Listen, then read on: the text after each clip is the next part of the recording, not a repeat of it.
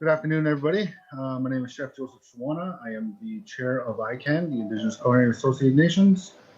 I'd like to welcome you to this cooking demo where I created a pan-seared rainbow trout with a sweet corn succotash.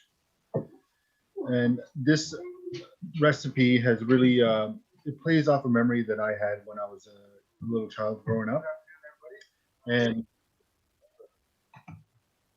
it plays off of a memory that I had when I was growing up,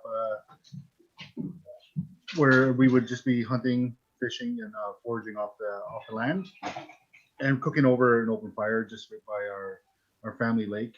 Um, the sweet corn, it's one of the more so one of the three sisters ingredients of the corn, beans, and squash, and I really like playing with different varieties of corn. So all the way from tricolor corn to blue corn to our white traditional corn. So yeah, I hope you guys really enjoyed this recipe that we worked so hard on creating. It's one of my signature dishes that I have at Kokum, as well as one of the signature dishes that I really try to highlight as a Centennial College, where I'm a professor.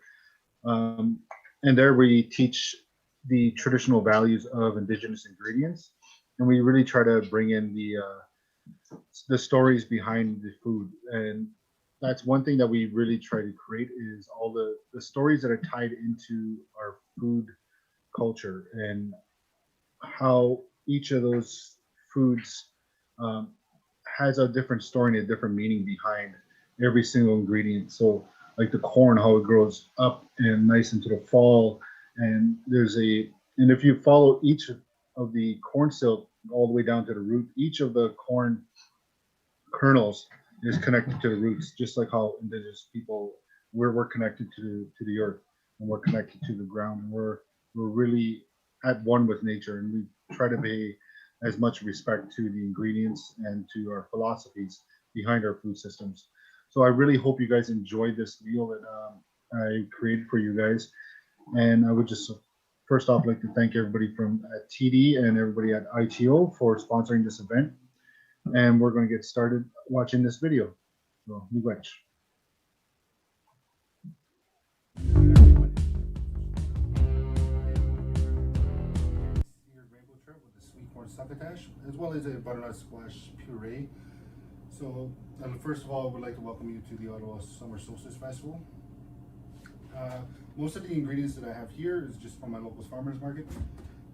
The leeks and or ramps I harvested this spring, and last year I made some nice wild leek oil that's located here that I'm going to use for a little bit of cooking oil for this dish. So with wild leek oil, you can just dry them. I dried mine in my window in the kitchen, and that took about 2 weeks, and after they're dry I just added them to a jar of nice sunflower oil, and then every time I take a little bit I always add a little bit more in there, so I just always have a nice fresh stock of wild leek oil. So we're gonna get our pan started on a medium heat. But before we all get started, I pre-made a dish earlier, and this is the finished dish here. So you got your nice butternut squash puree, crispy rainbow trout, and your sweet corn succotash just on the side at the bottom. Put that guy back here, and another plate here. So just start your pan on a medium heat. Add a little bit of your oil. Not too much. This is very, very flavorful and very very pungent in flavor. Aroma. So, then you're going to grab your sweet corn, or you can use white hominy corn, which you would have in your boxes. Just get this going.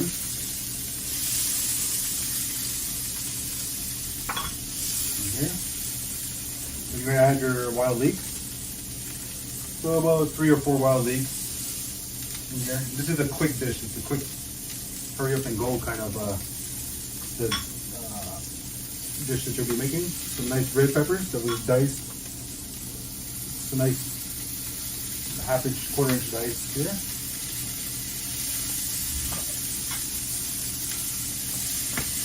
Get that going in your pan. Like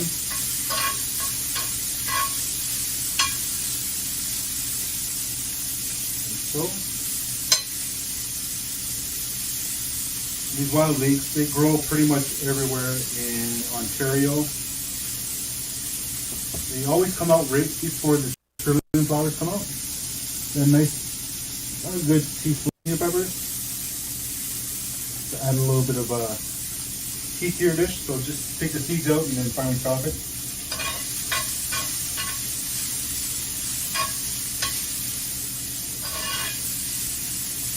So I always cook over a cast iron pan. Like I have different pans for different needs at home. So like this one is mainly for fish because it holds in all the fish flavors. I use one for braising, I use one for stews, and I only use one for eggs, and that's only for eggs. So we're gonna get this going. So once your corn starts to give a nice roasted color, then you're gonna turn your heat off. And then the butternut squash puree. So for this, it's just half of a butternut squash. Boil it down, and then just puree it. And then just season with a little bit of salt and pepper afterwards. So just add the butternut squash puree to your plate. Give it any kind of smear, any kind of look that you want. So I usually just go for the traditional smear down there, and then that way I just put the fresh vegetables in the middle here. So I'm gonna add, and then right before you add it to your dish, you're gonna add some nice fresh cilantro. So no need to finely chop it. Just what your fingers are for. Just give it a nice coarse chop in your hands. And then what the heat is going to do is going to release a lot of the natural oils from the herbs. So just grab your veg, put it on your plate.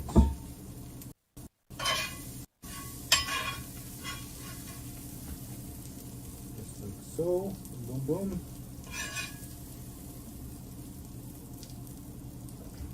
And any leftovers, just set off to the side.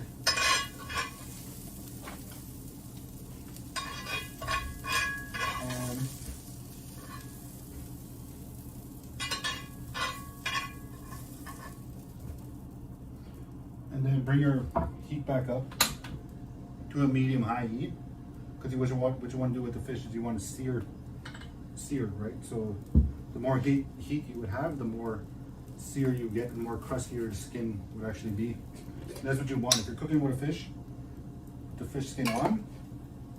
I always try to go for a nice heat so that the skin can crisp right up. So be very liberal with your salt. A little bit of pepper. And this places in your pan. And at this point, do not touch it. Let the pan do the work. Let the heat do the work. Let the oil do the work.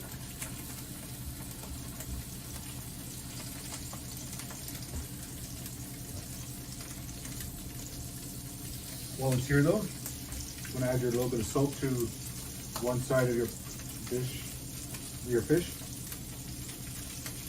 A little bit of pepper. And what we did last year is we harvested some squash blossom flowers. I use this thing just for aromatic.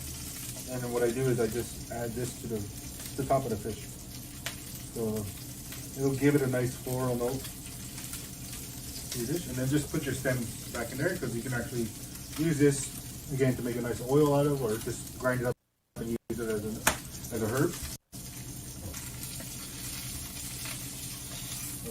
And once your fish skin is nice and crispy on one side, it's time to flip it over. So what you're looking for is nice skin that you can hear just scrape along the top.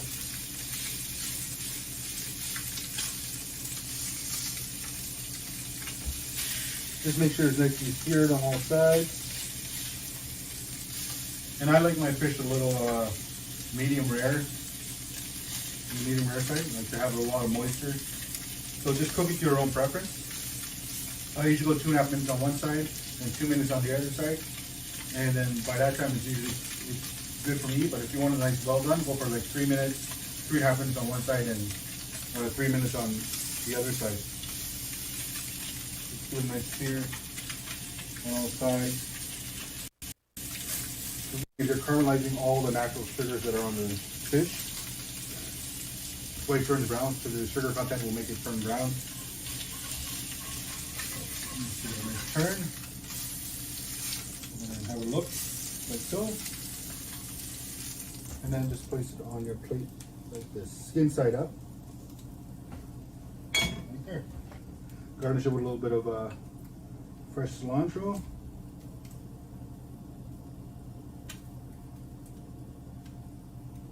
This is your pan-seared rainbow trout succotash with sweet corn succotash and a butternut squash puree. I would like to thank you, the Ottawa Summer Solstice Festival, everybody watching, for letting me come into your home. For this dish, it represents a lot of memories, cooking over a nice campfire by the lake, with a nice cast iron pan, sipping on nice coffee. So I hope you enjoy this meal. Miigwech.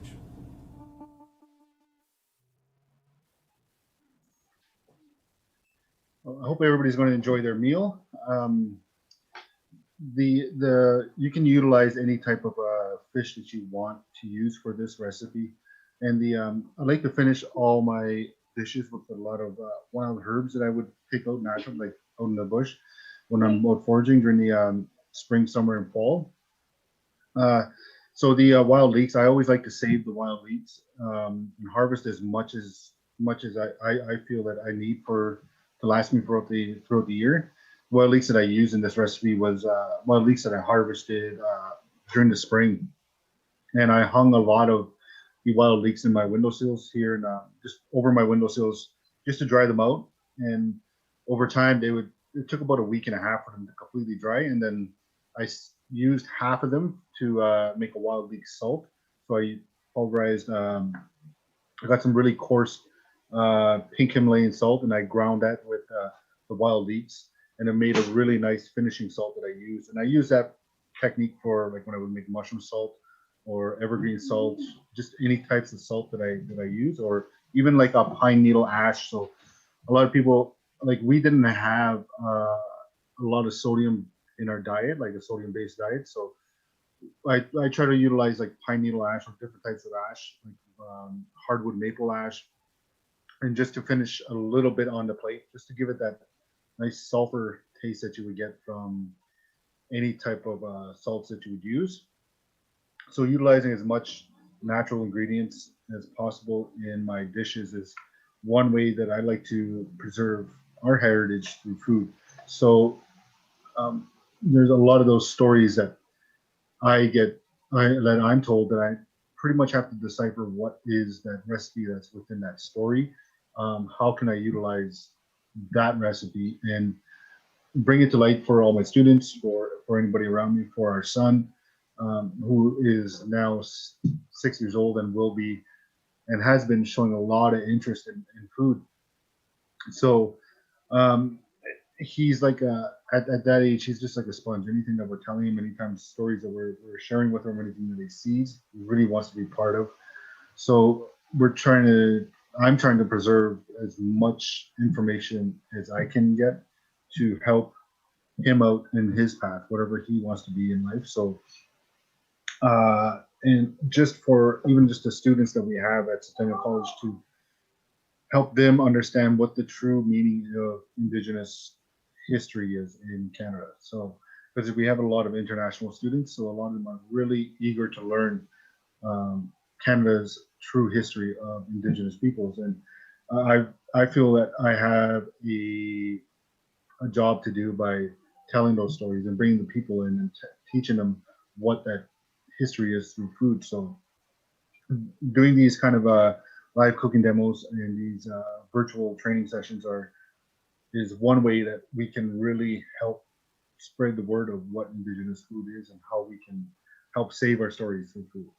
So I would like to say miigwech to everybody at the Ottawa Solstice Festival for bringing me in and letting me teach one story I have on a plate, and everybody at TD and ITO for really sponsoring this event to bring it to everybody who's going to be logging in and watching. So, miigwech to everybody. I would like to see you guys down on Apollo Trail soon. Hopefully next year. Miigwech.